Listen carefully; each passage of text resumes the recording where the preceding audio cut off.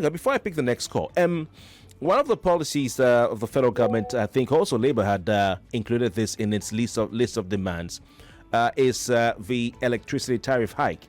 And of course, we know that it's been the biggest tariff hike, 240% increase in the history of Nigeria, especially for those on Band A, who were paying about 66 naira per kilowatt hour and now have to pay between 206 naira to 225 naira per kilowatt hour.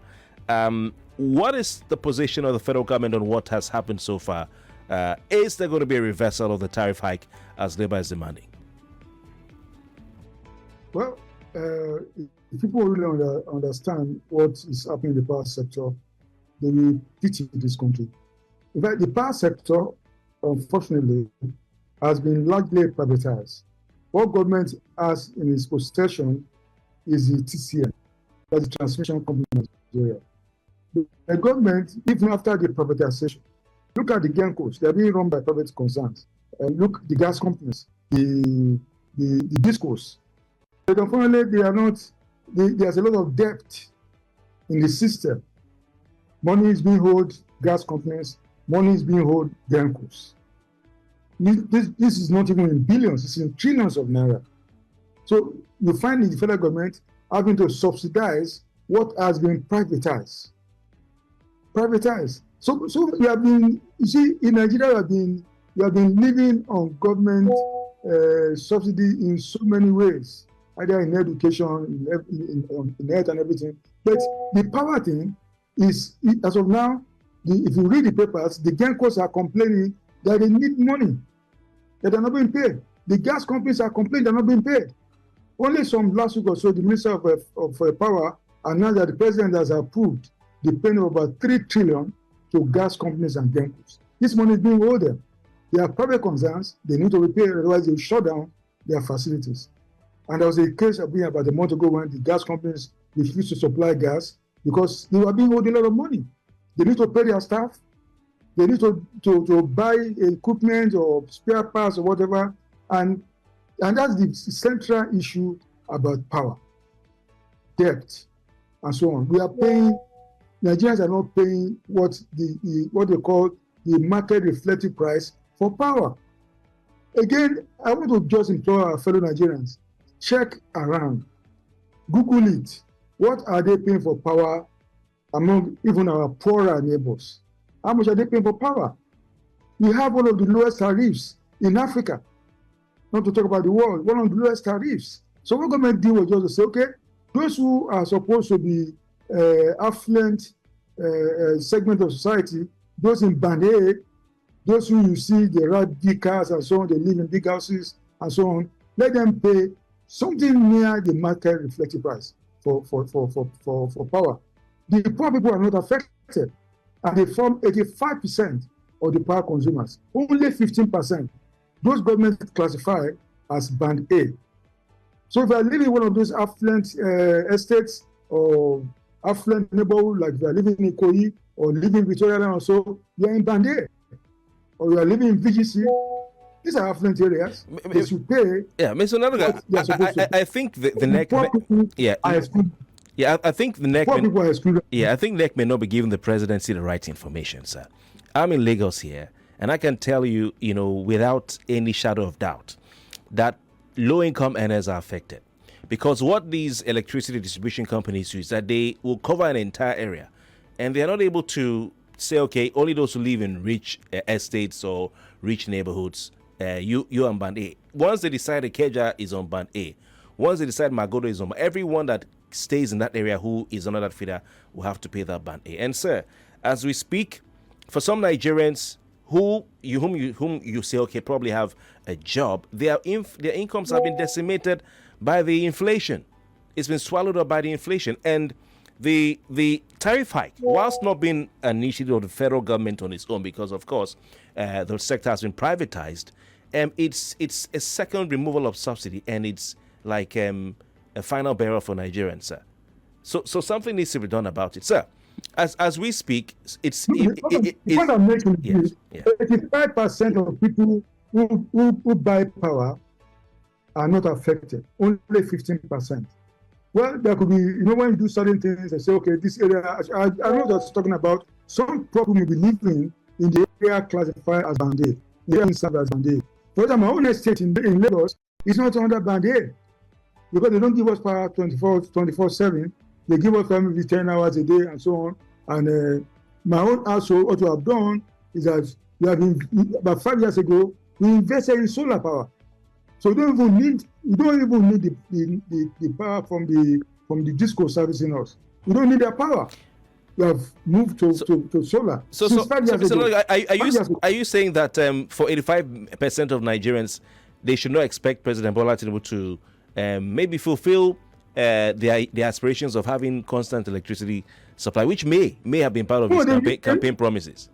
He moved to increase power costs to those in Band A was to generate enough income for the power companies, all the value chain, the Gencos, the discos, the gas supply, and so on, so that we can have more power.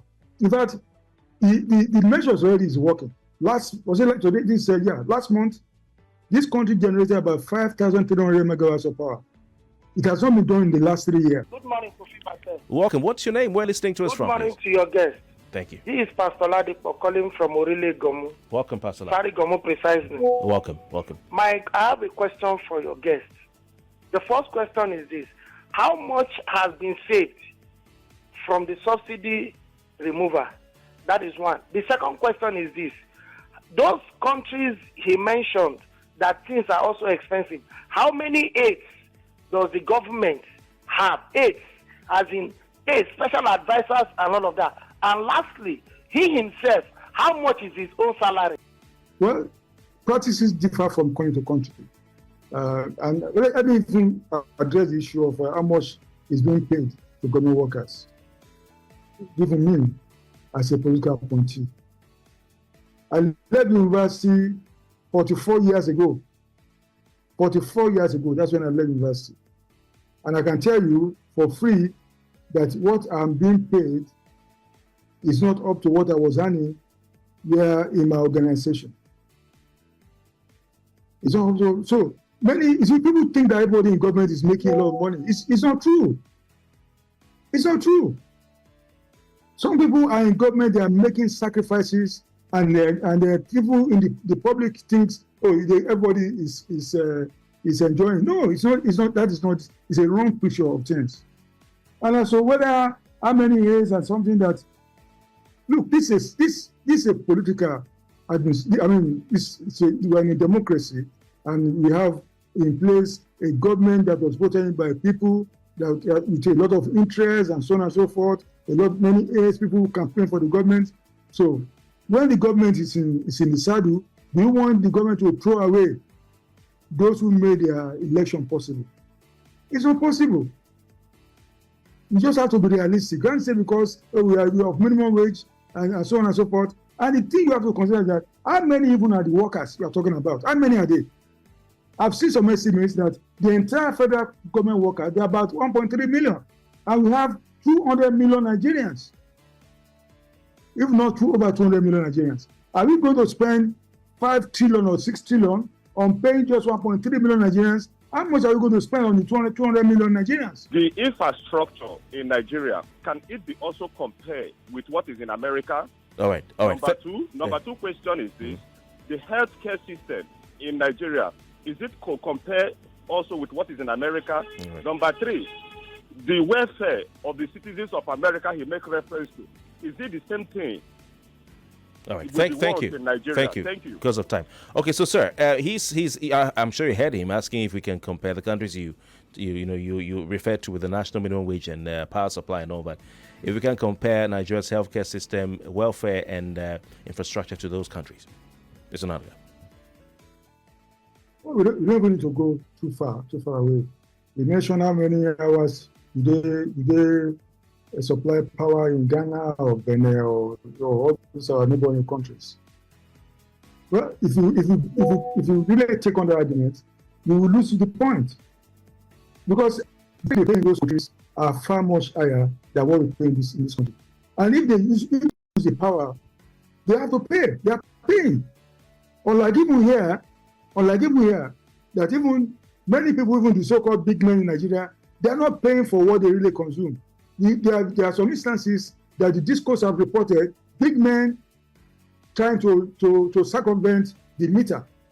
Big men, they are not paying. They turn on the ACs and so on, and they are not paying for the power they consume. Ditto in some very, very poor areas, people circumvent if they have the meter. They just tap power, and the discourse. That's why the discourse are not making money, and they are all of them, except for 2 that are solvent. The rest are in shambles. So Nigeria should be able to pay. Let me give you an instance. This is almost about 3 decades ago. I went to Burkina Faso or Gadugu on a journalistic mission, and I stayed in a diplomat's house in Ouagadougou. And then I was behaving as if I was in Nigeria. I turned on the water, and apart from wasting it, the man had to knock the pan and say, no, we don't use it like that here. That there's a meter outside. They meter their water. So if you waste the water, then you have to pay. In America, in your house, outside the house, there's a meter there showing the level of consumption. But here we are connected to water, we just turn on the tap and we just waste the water. So what you're saying, Nigeria should learn to manage the electricity consumption. Is what you're saying? Exactly.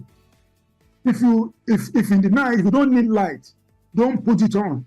That is why you find in some foreign countries, if you're not somewhere, the light will not come on. If you in your room, if you're not inside the room, the light will be off. When you enter, it comes on. You only consume you only pay for what you use. So, outside of your house, if nobody is passing by, the light will not come on. If somebody is passing by, the light will come. So these are some of the devices that we need to use. Then we need to, I will employ our countrymen. Let us begin to think about alternative energy source. Solar, for instance. Solar. Let's begin to think. You can use solar, whatever the budget we have, either to turn on our fridge or turn on our light in our house. It's cheaper. We find that it's cheaper than the tariff they are asking to pay.